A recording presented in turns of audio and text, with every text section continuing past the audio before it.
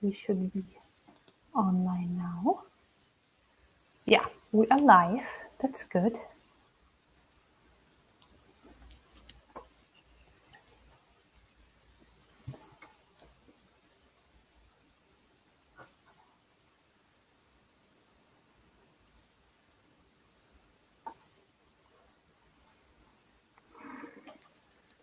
Hey guys, welcome already to the panel.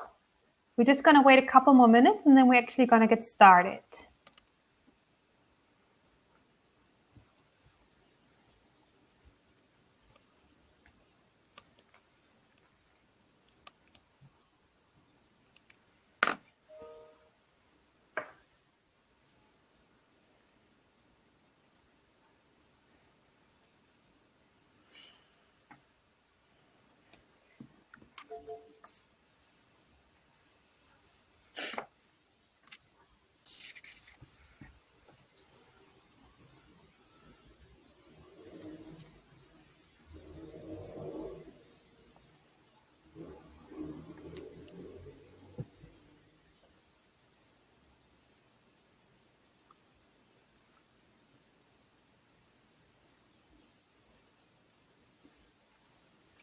Okay, I would say we can go ahead and get started. Welcome everyone to our panel discussion today. What can I do to keep growing as an academic? I'm very excited to welcome two very interesting personalities amongst us today who will be our panelists.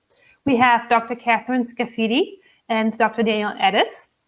Kat is actually an assistant professor at George Mason University at the School of Nursing. And Dan, he's an associate professor in the Department of Radiology at Stanford. So we even have someone zooming in from the West Coast today, which is great. I would like to ask you two, just to get started and warm up a little bit, if you can tell us a little bit about yourself and maybe even touch down to the point how clear your career path has been up to now and over the past years. Let's start with Kat, please. That's a great question. I love the idea of talking about how clear the path is, because I think for many of us, it's not always that clear. So I was an ER trauma nurse for a number of years and then got very interested in forensics. And I became a forensic nurse for a number of years. And I found myself consulting on a lot of cases, and I wanted to be able to develop my own, more knowledge in the area of forensic science, and also be taken a little bit more seriously as I did a lot of testifying in court. And so that was actually my impetus to get my PhD.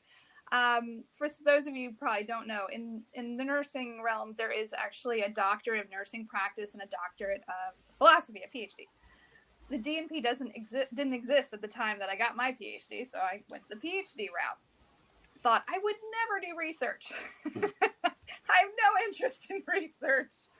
And I found it fascinating. And I, decided that was an exciting area to get into. But at the same time, I was actually thinking about going to medical school, because I felt, and I took a pathology class with the medical students, and I loved it, and I was thinking about doing some sort of crazy dual degree with that, and I ended up having two wonderful children while I was getting my PhD, and so I decided no medical school for me. I'd rather get finished with my doctoral work. And so I then went on to teach at my alma mater, which was Georgetown University, and I joined on faculty.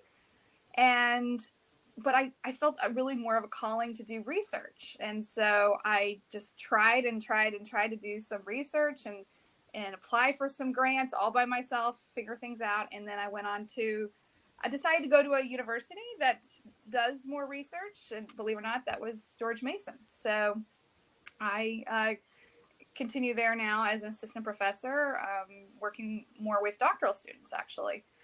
So that's my crazy life. I actually don't practice nursing anymore because there's just not enough hours in the day to balance that. So my path has taken, all sorts of different directions. I've considered a lot of different things, but I'm happy with where I'm at this point.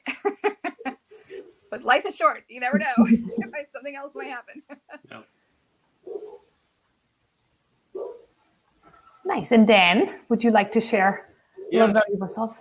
I mean, I think my path is actually a relatively linear one, but it definitely there was definitely ups and downs, and there was definitely periods of significant self-doubt and all these things that I think a lot of trainees sort of struggle with as they're navigating their own career path, right? So I think on paper it all looks kind of straightforward maybe, but the path of actually getting there and whatnot is always much trickier. I started out as an undergrad at UC San Diego and studied bioengineering, and at that point was still a little undecided about sort of careers that were more medicine focused or ones that were very engineering focused, and that's partly why I ended up in bioengineering, and decided to stay in the sort of engineering end of things, but in grad school where I ended up at Hopkins was in biomedical engineering, so still very medically oriented, but steeped in sort of the engineering aspect of things. And from there, then ended up as a postdoc at Stanford in the Department of Radiology. So in my field, which is really cardiac imaging, there's actually several departments that you could end up in. I could have ended up in a cardiology department. I could have been in a radiology department. I could have been in a biomedical engineering department. I could have been maybe even a mechanical engineering department or an electrical engineering department, depending on, every university has kind of their interpretation of those sort of degree programs. So anyway, ended up at Stanford for several years, and in fact worked closely with cardiothoracic surgery as well, another department I could have ended up in, mostly because of my interest in the engineering principles that help us understand the heart and the engineering principles behind medical imaging systems. And so I was at Stanford, like I said, for several years, and then my first faculty position was actually down at UCLA. I say down because I'm north of there right now. And so I was at UCLA as an assistant professor and then associate professor for a period of about 10 years and grew my laboratory there, where I principally, I would say my main role was really as a research scientist running a laboratory, but then I also teach as well, and then we have some tie-ins with, of course, some administrative and clinical activities. But at any rate, so I was at UCLA for about 10 years, and then only about 2 years ago returned to Stanford's Department of Radiology, where I am today. Great. Thank you for you guys' introduction. Just as an information for all of our viewers today, in the discussion field, if you haven't used it before, you can post your questions, and I'd be happy to get to them either right away when they fit right now in the conversation, or I will put them in a little bit later when I think they might fit better. And honestly, for me right now, because it's the first time that I'm using this platform, could maybe someone of you just post something really quick in the discussion so I can make sure it works and I know how it's, because I do need to click a button in order to see your messages. So I'm just kind of, otherwise I will pinpoint someone that I know in the list, but there we go. Okay, that has worked. Okay, so I'm starting with some more of the questions, and both of you touched on it a little bit, but maybe we can boil it down a little bit more down to the point. So Kat, what other careers have you actually actively explored before you ended up in academia? Well, I was a practicing nurse for a long time. So I was looking at more management positions in a hospital setting because I had a master's and then I was getting my PhD. So I was considering more of a leadership role in a more hospital-based setting. But I do so like teaching people, and I like teaching people in the practice realm. And so I just thought it would be very, fulfilling to get into academia more so. I still have an active forensic consulting practice. And so one of the things with academia is you can, keep yourself busy with various outside activities. But yeah, I did think about working more in institutional settings. Okay. And I mean, then you kind of said you had a more, at least on paper, it looks like a very straightforward CV, but have you actually also considered anything else and just did not mention it in your CV right now? I had very limited confidence I could make it in academics, most of the way through graduate school, right? But I think that's a pretty typical experience. And so I was looking at all kinds of opportunities. At the time, without getting the details, I was doing quite a bit of my research at the NIH. And so I was looking at sort of research positions, which are great opportunities, very good jobs, very well-resourced institute, right? Close to Baltimore, if you like living in that part of the country. So those were options. FDA is also close by, right? And so there's a lot of FDA positions that are possible. And I had colleagues that ended up with great careers, continue to have great careers at FDA. Intellectual property was something that was always interesting to me. So sort of getting into sort of patent law, not as a lawyer, but as a PhD trained scientist that could help evaluate technology. And I think I think there's a lot of opportunities there, whether you're regardless of your backgrounds or hard sciences or other sciences or other fields entirely. I looked at lots of different academic sort of settings as well. So, there are very research focused institutes and there are very teaching focused institutes. And much earlier on, I thought I wanted to be much more sort of teaching focused. And then for various reasons, my own path sort of led me to, one thing versus the other. But I think there's a lot of opportunities out there. And I think some of the ones I just mentioned are great ones to be considering. Okay. Since our topic today is now growing as an academic, which are the steps you guys would say or would consider the most crucial to actually have achieved your actual position right now? Whoever wants to go first. Ooh, that's a good question. I would say persistence. Yeah, no, that's absolutely true. That's definitely important. You have to just kind of go and go. Yeah, and keep trying and don't. And if one place is not a great fit for you to continue your career, and because I discovered that in my life. I mean, I was at one university where I really wanted to develop more in terms of research, but at the time it just wasn't the right environment.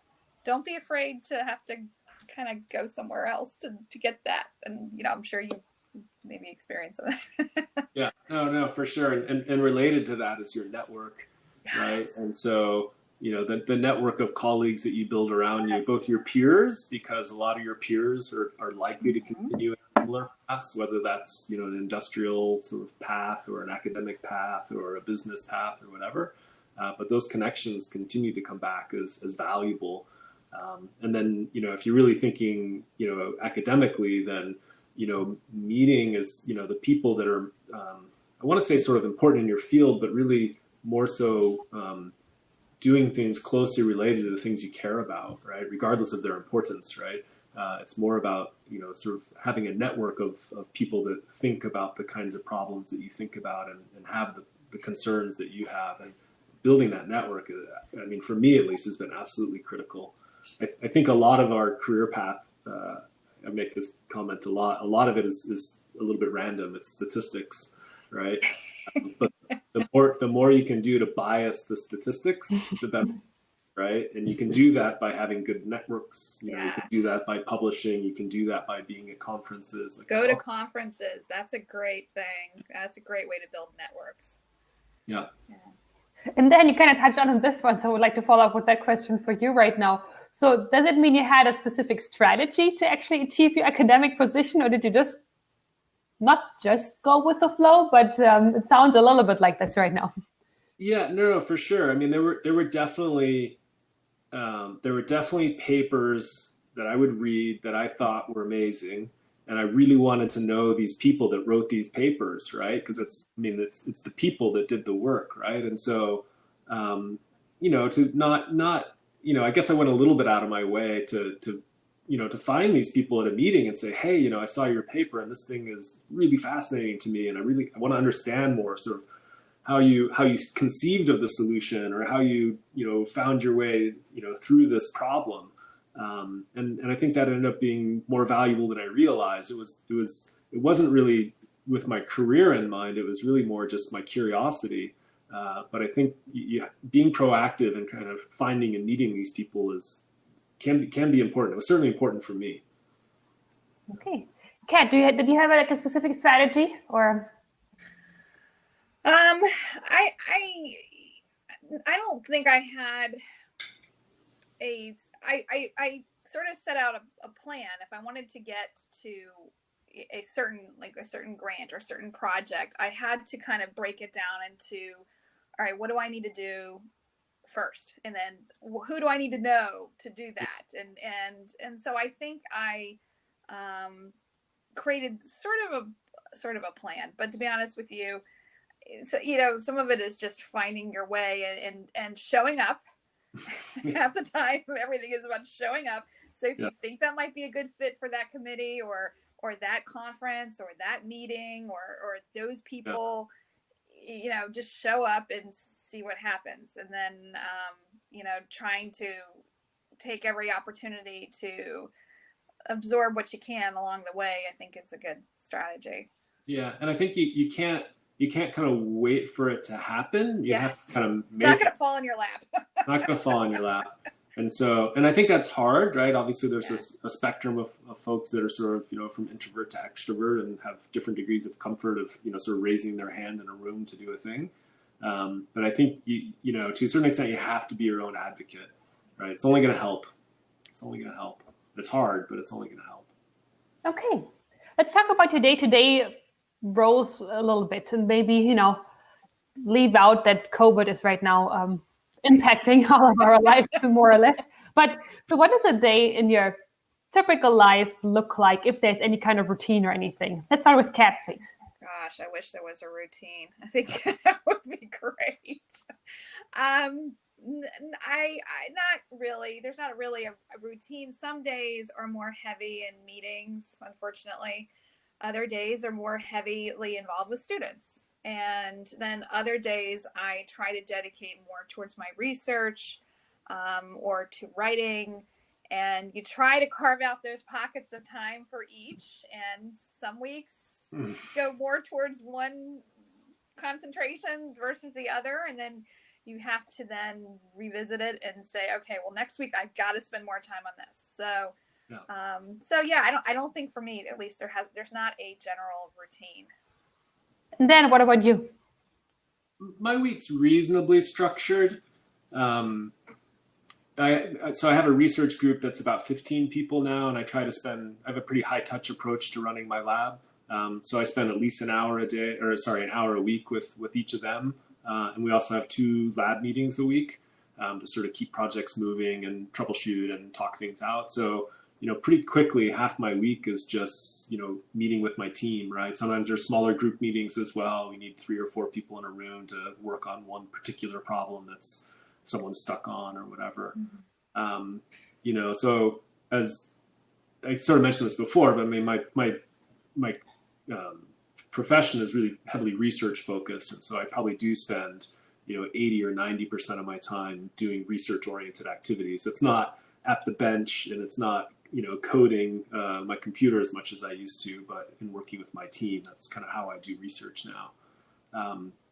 I teach some, but interestingly, in a school of medicine, the sort of teaching maybe expectations or requirements are lower, and that's a big distinction if you're thinking academically about. That's fascinating. Yeah, no, for sure, right? So it's discipline specific and it's university specific for sure. But if I was in I think the main distinction is whether or not your department has a big role in teaching undergraduates or professional students. And Department of Radiology has a relatively minor role relative to, say, a chemistry department that has, hundreds or thousands of undergrads that they have to And teach. are you on a tenure? You're obviously a tenured professor, right? So it also depends on if you're considered a term faculty or a tenure line faculty. That's right.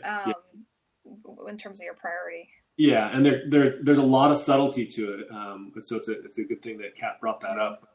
If you're thinking about academic positions, every university has a slightly different structure for appointments and the kinds of appointments. There's almost, I'm not aware of any university that has sort of like just a single track. But it's definitely good to start learning within your field and the kinds of universities and departments you're interested in.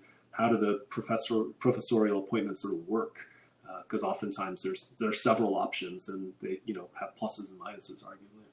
Okay, and Kat, how's your separation? Dan just mentioned that 80-90% research and express teaching and administration. What's it like for you? How is the separation on a general sense for? Well, yeah, I can give you generally what the expectations are.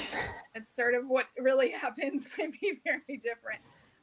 But in my university, there are there are term faculty, which are their primary focus is teaching, and so the expectation for them is to do pretty much 80% teaching and 20% service. And when we say service, we're talking about helping improve the department and working on committees and doing service at the university level. And there's a lot of that goes on. For somebody who I'm tenure tracked, so my focus is more heavily on research. So I do it's more of a 40% research. What's 40?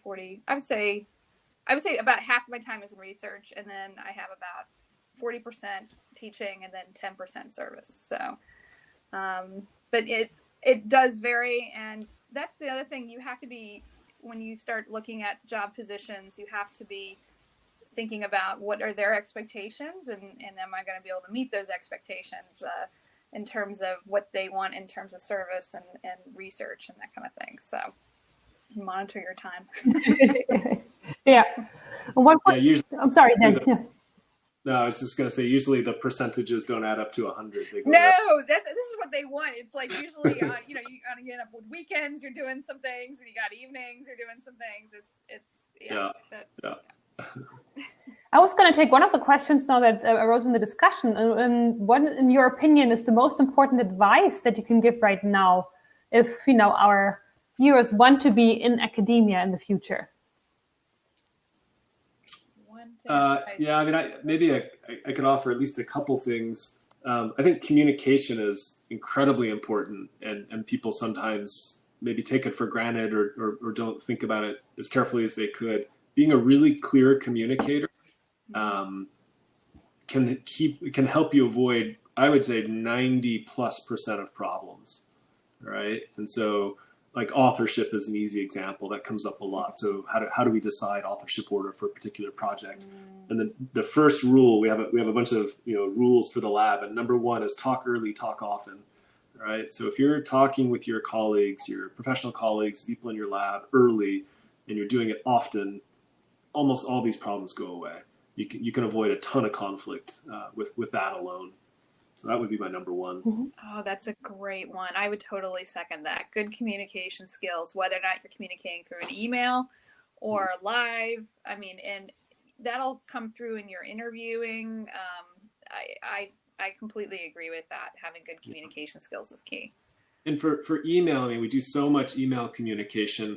I think it's really important to develop good email etiquette, which maybe is a little crazy. But the simple rule, or the way I think about that, is read the email you're writing as if the person you're writing it to is reading it, right? Don't read it from your head. Read it from their perspective. How are they going to see this? Because it's very easy to kind of miss maybe the emphasis if you're not thinking about that person when you're writing the email. You're sort of saying what you want to write. And if you feel angry, if you're writing your email like this, just stop.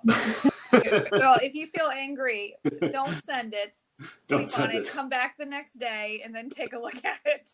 Yeah, it feels good maybe to get it out of your, out through your fingertips, but don't ever send it. Great advice. Was there a task that you weren't aware of before you started your academic positions that you basically were surprised by, or also maybe another task that you realized didn't matter at all? Task. I mean, I didn't realize how challenging it would be to manage research teams. I mean, I'm sure maybe Danielle comes very easy for you, but it's something that I've had to really work on, because as soon as I got my research position, I got a multi-center randomized controlled trial as the principal investigator as a first-time applicant for a grant. So That's I heavy. had no idea what I was doing. So, and I wanted to do it all. I couldn't delegate. And you're going to burn out that way. And so I think learning how to manage people and some of them have higher ranks than you, and some of them are your students, and figuring out, being able to delegate and coordinate and communicate and manage the project, I think is something I wasn't as prepared for. I've learned a lot, and I feel like with every grant I'm getting better. Yeah. So, but anyway, that's the piece that I definitely wasn't as prepared for as I probably wish I was. Yeah.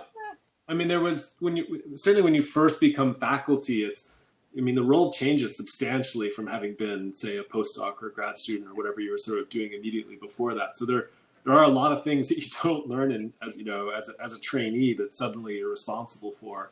Budgeting is an easy. Budgets! I hate budgets. It's like my least favorite thing. It doesn't seem like it should be that big of a deal, but it's the stuff of nightmares, or potentially is the stuff of nightmares, right? Yeah. So, learning to stay on top of that and having some, sort of fiscal discipline and having a good team to work with on managing your group. You have a lot of, potentially a lot of people, or even just a few people that rely on you to sort of keep the finances steady in terms of their own careers. And I didn't get any sort of insight to that as a trainee, certainly. Well, this is something we hear quite often, that there's not a lot of preparation for some of these tasks and works. You don't learn how to maybe have a complicated discussion with a lab member that's not doing what he or she is supposed to. Or you're not learning how to maybe budget properly, outside a grant. So this is something, a lot of people often discuss, and this is kind of missing in the training.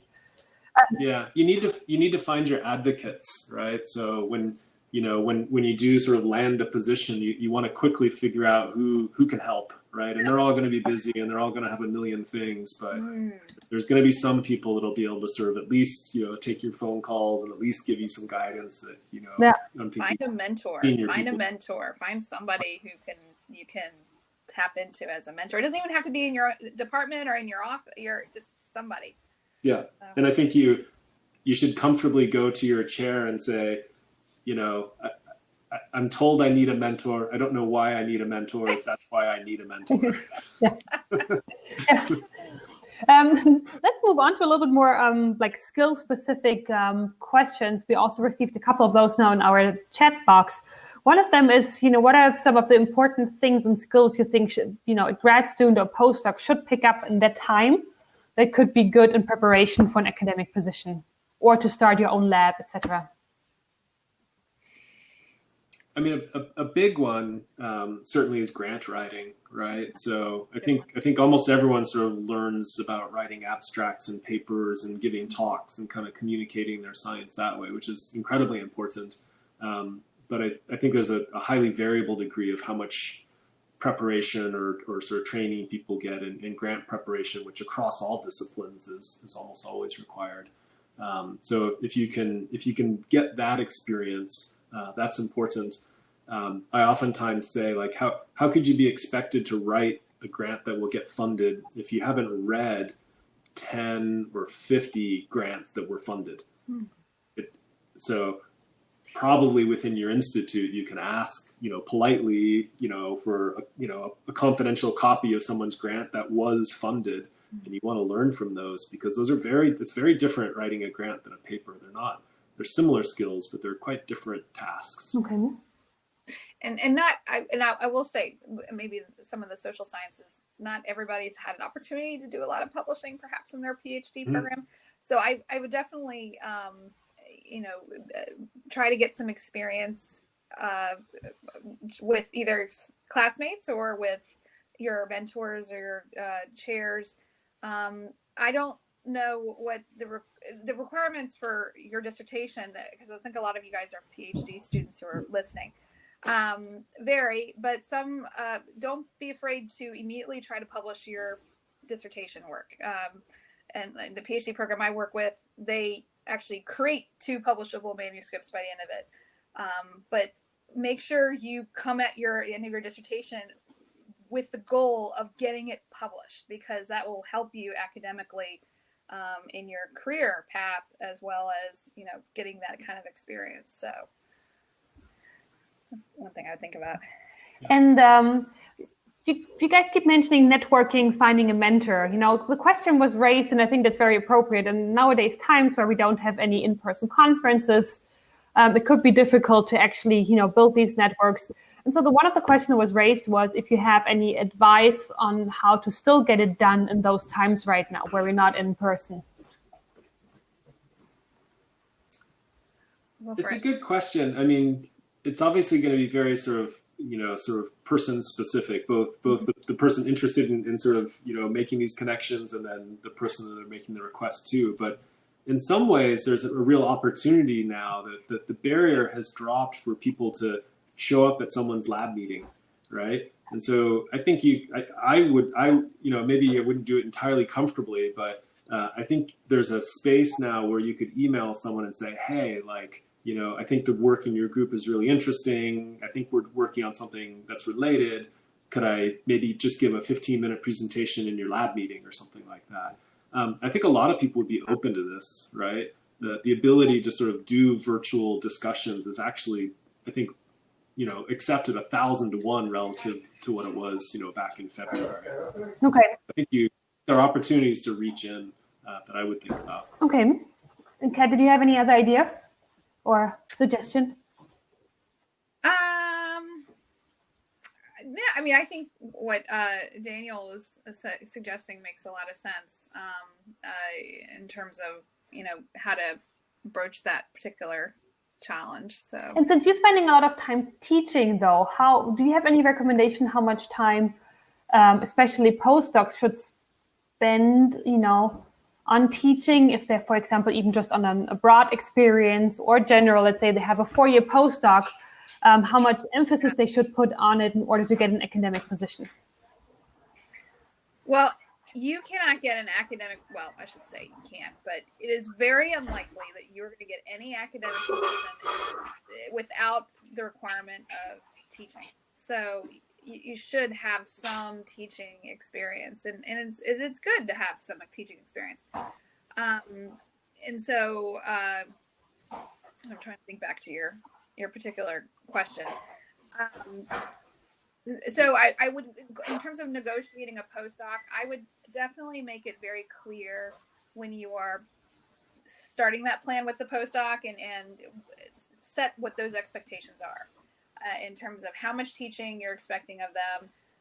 Because the postdoc, the focus is supposed to be on your research. So, but you should take that opportunity to get some teaching experience, because that will look very good for you academically when you do move forward into what will be likely a position that has some sort of teaching requirement. So, and I think there's different ways to do that. It depends a little bit on the university. Different universities have different sort of rules and regulations about lecturing in classrooms and things like this.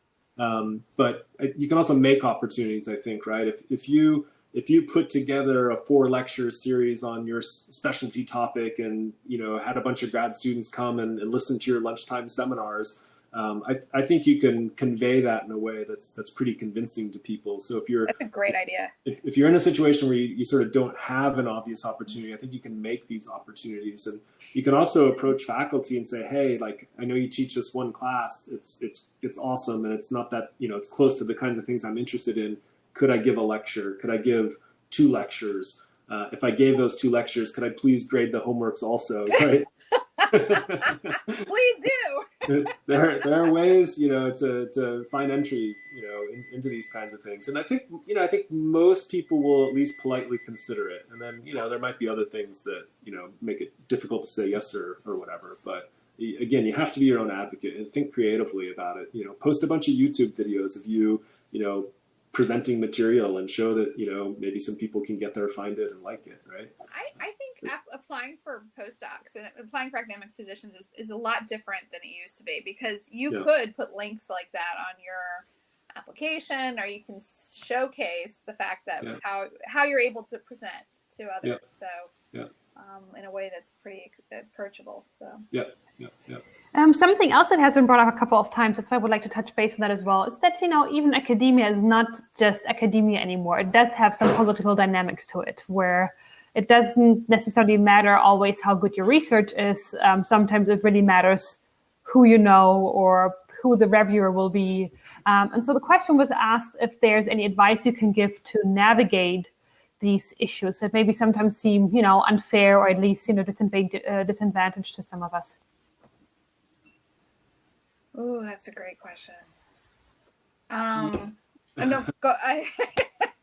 I mean, it maybe partly goes back to sort of the be a good communicator, be a clear communicator, and that's, that's not easy, right? That's a skill I think we all have to sort of develop, but I think that's helpful. I think the, if you show up on time, if you're generally agreeable to like taking on tasks, not too much, you have to manage it some. Mm-hmm. And if you can sort of finish those things in an organized and on-time way, that'll do a lot to have people, basically like you. And again, I think there's lots of ways to sort of within a department or within a society or organization to sort of get involved in these things. But being your own advocate, stepping in and following through, I think, definitely is a huge positive. And showcase what you're doing. That's the other thing, like you were saying, volunteer to do some, brown bag lunches, do presentations, or to mentor somebody, or mentor students. And usually when you're in an academic position, there is some sort of annual evaluation process, or I don't, at least for me, I don't know. It varies by institution. And that's your other opportunity to showcase, I've been doing all this stuff, and you may not have even seen it, but I'm doing all this. And so keep track of what you're doing, even if it seems pretty minor what you're doing. I put everything in my calendar, like every meeting, so then I can go back at the end of the year and look to see every speech or lecture I maybe gave or what have you. That's what I've been able to showcase. So yeah, no, I think that keeping track thing is really important. Your CV or your resume is a living document, and anything you do, put it in there. You can always take it out depending on where you're sending it or for what purpose it needs to serve. But all of these activities, giving seminars or organizing discussions, or just there's all kinds of ways to highlight what you're doing, and again you can customize it according to what you need it for, but keeping track is important. It's really hard to remember for me. I can imagine. A couple weeks later, whatever I had done, right? So I basically update things immediately after I've done it. It's one of the first things I do after I give a talk, for example. And actually, a little bit off topic, but related to that, anytime I give a talk or a lecture, that same day, if not immediately after, I go back to that lecture and I add one slide at the very beginning that I call my postmortem, and I make a list of the things that I didn't do well in that talk, and the things that's fascinating. I probably won't have the time right then and there to like make the changes that I would like to make, but it gives me a great starting point when I give that talk again or a related talk again, that I need to be more clear on those points. That thing was no good. It didn't make sense at all. And that figure is terrible and whatever. So maybe. Anyway, I think that's a useful thing for me. That's great. That's great advice. We had a follow-up question regarding the political dynamics though. Also, if you think that popularity has, had affected your career to get your first professorship position, or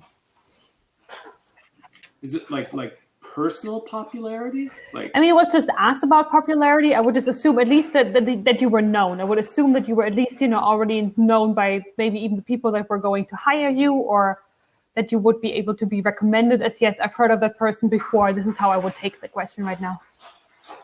Well, I worked as an adjunct at the place that I got my first job at Georgetown, because I felt it was a great way to kind of step into it. While I was finishing up my PhD, I got this adjunct position. And so they did already know me. And so when I applied when a full-time position did come up, and I applied to it, at least had already been able to demonstrate to them that I did have the skill set of teaching, which is what they were really looking for. I don't, but in terms of for the next position I applied for, my current one, I don't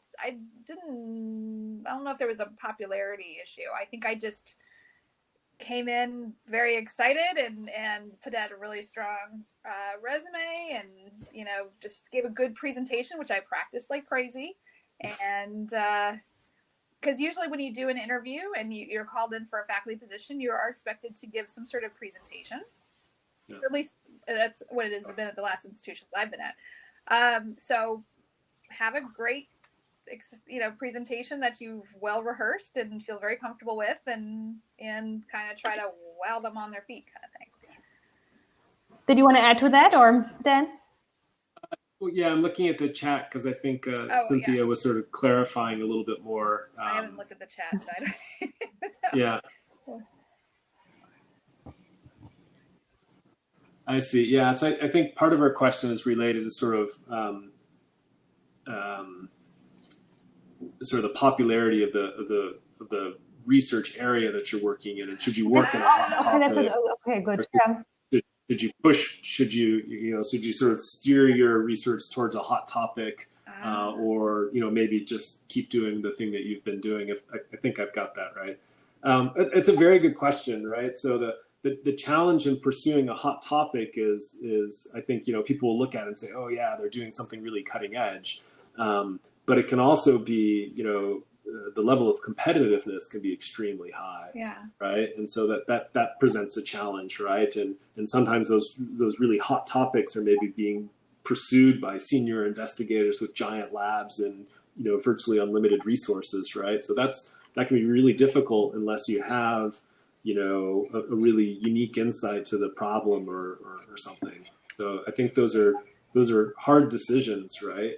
I think more than anything, you have to chase the thing that you just love, and the thing that you can't stop thinking about, and the thing that that just is deep in your head, sort of all the time. And if you're sort of chasing other interests just to kind of make the career path work, I'm not comfortable doing that, I guess is what I could say. Can I follow up on that? I'm chairing a search committee right now looking for tenured and tenure track faculty. And I think what is more important is, or just as important, I should say, is that when you're applying, speak to how you fit into the mission of that department. Yep. Yeah, we want make it very clear how you are going to, that your particular topic will contribute not only to the, expanding the science in your field, but also in keeping of that department. That I think that's really going to help you.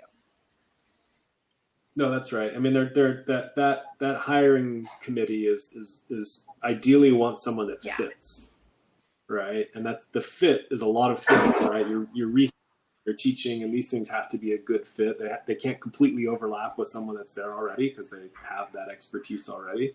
But just as a person, is this person a good match for our culture, our environment? And that's a tricky one, but I know that committees sort of think about these things, not purely just the publications. That leads us nicely actually to the next block, kind of talking a little bit more in detail about the job application and the interview process. And we touched base on a couple of things now that you said, we really have to make sure we fit into the position that we apply for. We need to demonstrate that. Yeah. What is in general a good time frame that you would recommend to actually start applying for a position in academia? Go ahead. It's probably very field specific. Oh, sorry. Yeah. It's probably quite field specific. If I'm thinking of the sort of science and engineering disciplines that I'm familiar with, right? It's gonna be quite different for someone in social sciences or in a quite different field.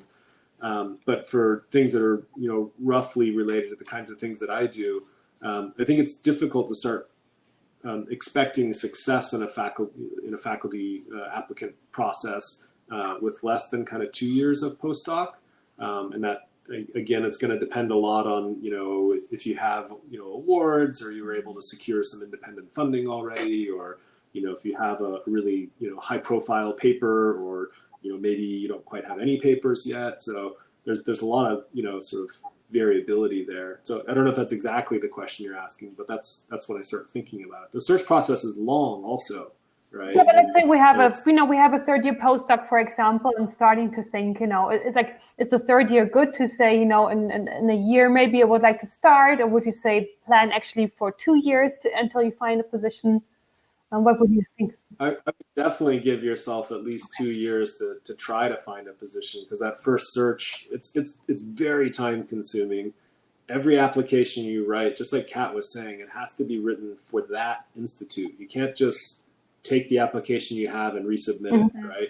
And I'll tell you, so I sit on search committees all the time, and as soon as I get a letter, so I'm at Stanford and I get a letter that my dream has been to work at MIT my entire life. Like, what am I supposed to do at that point, right? You still read it as fairly as you can, but it's hard to shake that, right? So you have to write these things very carefully. You have to write it very specific for each institute.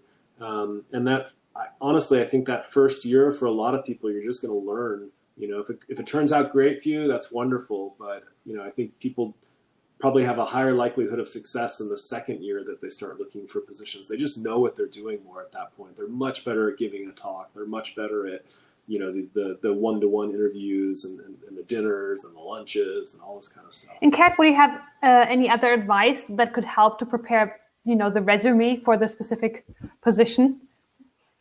Well, I mean, I think just being able to communicate a lot of the opportunities you've taken to either present small, if you fill out more small opportunities if you don't have a lot of bigger opportunities, and to be on research teams and being research assistants, make sure you capture all of that in your particular resume, and any publications you've been on. I mean, these are sort of your, I think everybody kind of understands that in terms of your resume, but I do agree with Daniel, just making sure that cover letter or whatever that front sheet that they see, they can you gear that towards that specific place. Like, you've looked at their mission, you've looked at the priority areas of their department and the faculty that are working there, and you are showing how you would be this great fit for that.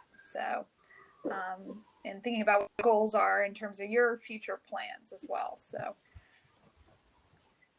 and with your teaching statement too, I think it's really good to really understand as much as you can what the teaching infrastructure is like for that department. So you can maybe be quite specific about how you could fit in, right? Is there a core course that nobody likes teaching but actually appeals to you, and you'd be happy to step in and teach that once a year? How do you get that information? You have to do your groundwork, right? You have to find someone in that department, say, hey, I'm really interested in your university. I see there's an open position. Can I call and talk to you about it? I see that you're the academic vice chair for graduate education. And maybe they will, maybe they won't. But the more you can figure out about how you fit in there, the more you can convince that institute that you do fit in there. And the more specific you can be in your teaching statement, not just saying, I really like teaching, I'm great at teaching, I've done a bunch of teaching. Those are all the things that everyone's going to say, right? So know your competition, right? And write something that really is going to basically set you apart and help them see how you fit in at their institute. So would you even recommend informational interviews for basically every position Absolutely. You want to seriously apply for, that you would say find someone to talk to and figure out more about the position? It's incredibly time consuming to do so, but if you're able, it's only going to help. And it's all statistics. Anything you can do to bias the statistics in your favor by being more informed to write a stronger application than the other applicants.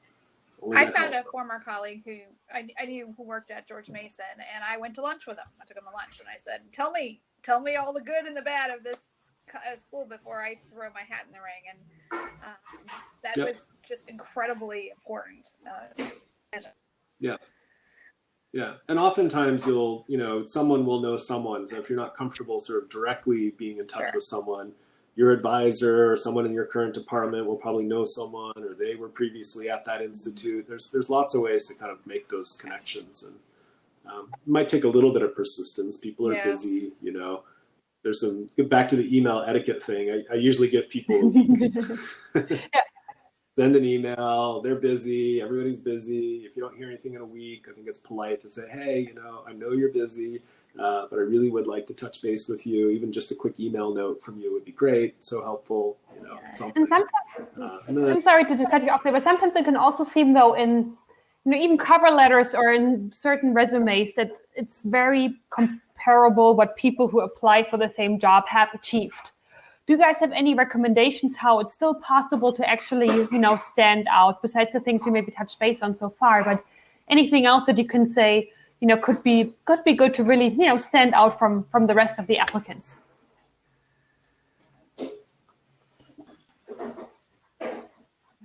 It's hard, right? I mean, I'll just say it quickly because I said it some already, but helping the committee see how you fit into their department, I think is important. But you have to be a little careful there too, right? Because if you're saying, I'm going to come in, I'm going to restructure the way you guys do all of your teaching, right? Like that might sound good at first, but that could be controversial on the other side. And right? I like your idea about this specific finding courses that maybe they need help with, but also don't pigeonhole yourself because then if they already have somebody who's like totally dedicated to that course, then they're going to wonder, well, what else can I have this person teach? And so making yourself very open to be able to teach other areas is I think very helpful.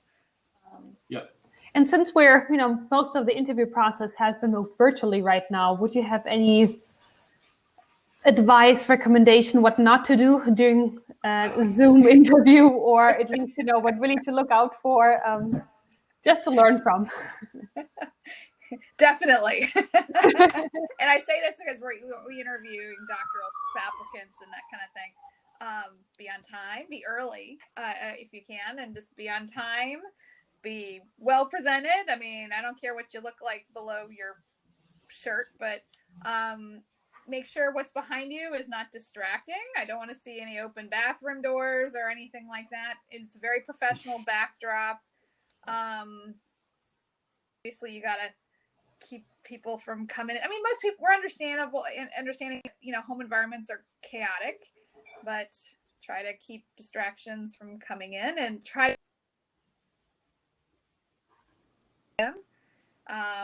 and be ready. Have done your research. Do your research on the institution. The department. The mission. The people working there. Who's some of the major research foci that have been coming out lately, and that's pretty much what my big suggestions are. Yeah, no, I think that's good advice. I mean, giving talks over Zoom is a little less than ideal, right? So. You should practice over Zoom, right? That's the environment you're going to be sort of professionally presenting in. It's not perfect, but it's here at least right now. So definitely those sort of real world tests are good. You can record yourself. I mean, you could do a practice run through Zoom, record yourself, and take a look at it and see. Oh wow, that background. Don't have light, coming from behind you. One of my colleagues does this all the time. She sits in front of a window and it's all black. I mean, you can't see her at all. So, No, even pre-COVID, that was really good advice. If you haven't recorded one of your own talks and listened to yourself speaking, it's incredibly valuable. That's doing that once is better than practicing 10 times. Okay, wow. Yeah, well, some of these are, of course, known by now, I would say. Yeah, I don't think you can help the cat necessarily jumping over your table, but I guess it's something we have to live with if it happens. Let's say somebody actually gets an offer for an academic position. Do you have any advice on how to maybe negotiate in an appropriate manner the welcome package or whatever it is called? Because sometimes you read really, I don't know, horrible things where you think this is not even a staying package right now. So how can young people, that early career scientists, approach that? I have a relatively simple answer, and then of course it can get more complicated. But in my view, your startup package, your welcome package, is all about providing you with what you need to be successful, right? And the department should want you to be successful, because it would be a terrible investment to bring you in for 4 years just to help you out the door. And you, of course, want to be successful. I think it's uncommon to get a windfall, right? Just more money than you possibly know what to do with. So don't expect that. But you should definitely, politely argue for, logically argue for what you need to be successful. Okay. Think about it ahead of time. So have a reason, why, what will you be doing during this? Let's say they give you a very light teaching load for that first year. What will you be doing with your time? So, and how will that, everybody's all about external funding. So how will that lead to that, planned external funding? So that's great. One of the most important things I did in that sort of process, and I've changed institutes and had to have done it again, is put together a 4 or 5 year budget, right? What are the expenses, that you need to run your research program? And sometimes that's quite complex and sometimes it's not. But a chair is going to understand if your research field critically depends on a particular piece of equipment, well, they shouldn't hire you unless that particularly critical thing is somehow made available to you, whether it's a shared resource or whatever, right? But if you just want a really expensive laser because you think lasers are cool, well, that's not going to be reasonable. But if you put together a multi-year budget, and if you haven't done that before, shoot me an email, I'll send you a template. It's very, very valuable. It helps you understand, again, this topic we touched on at the very beginning, but how do you run a lab?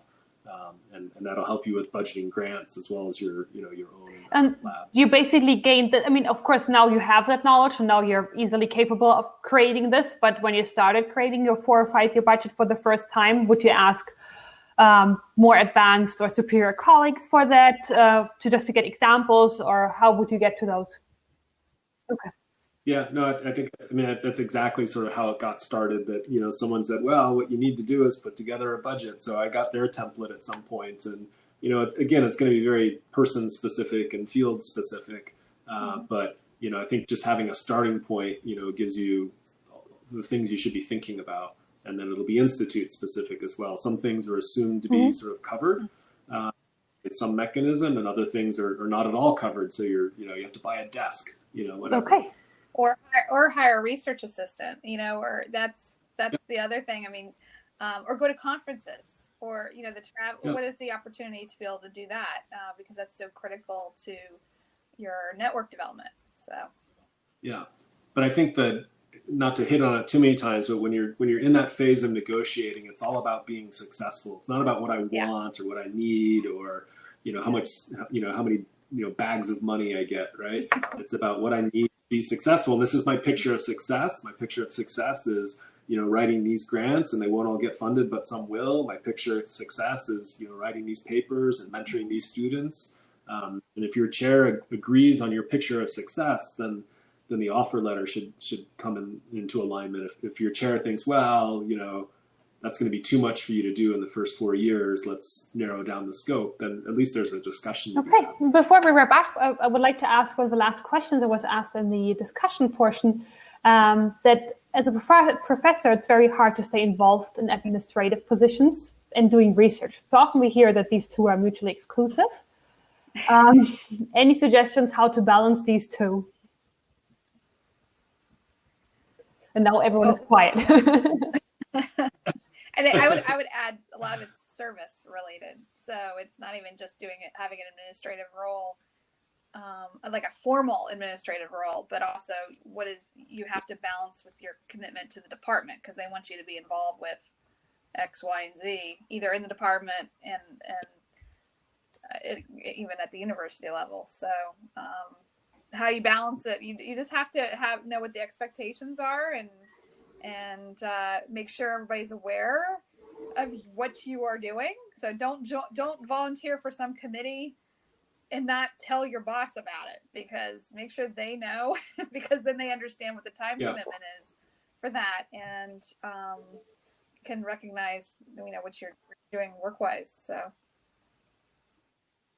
yeah, it's hard. I mean, hopefully as young faculty, you're a little bit protected from some things, so that you can focus on getting going. The downside to that, of course, is that you might miss out on coming up to speed on understanding how graduate school admissions works, or some other sort of important administrative function of your department. So if you can think about ways of balancing your time, but one way is to say, hey, like, I want to sit in on admissions, right? I got too many things going on, and you guys told me not to do admissions. That's fine, but can I just come to the meeting so I'm listening and learning without reviewing 150 applications? So, there are ways, think about how to become a leader, but not actually have to be a leader in that, first many years. I think that's a good construct to think about. Great. And avoid volunteering for too much. I made that mistake early in my career. I volunteered. I was so excited to be on all these committees, and that was the wrong thing to do as a junior researcher. So, yeah. You have to be a little selective, and to the extent you can, go for the things you really care about. Right? If it's not something you really care about, it's much harder to put your energy into it at 11 at night when you're tired and have to get up at. Okay. Well, with that, I thank you two very much for your answers and honesty. I'd like to thank all of our viewers today for the plenty very interesting questions that came up. Just as a little heads up, there will be panels coming up at 2 p.m. right now that could be interesting of you guys. And also at 3 p.m. there's our networking session. Feel free to join that as well. And with that, I thank you all. Have a great rest of your day. Great. Bye. Thanks, everyone. Well, thank you so much again. That was very pleasant.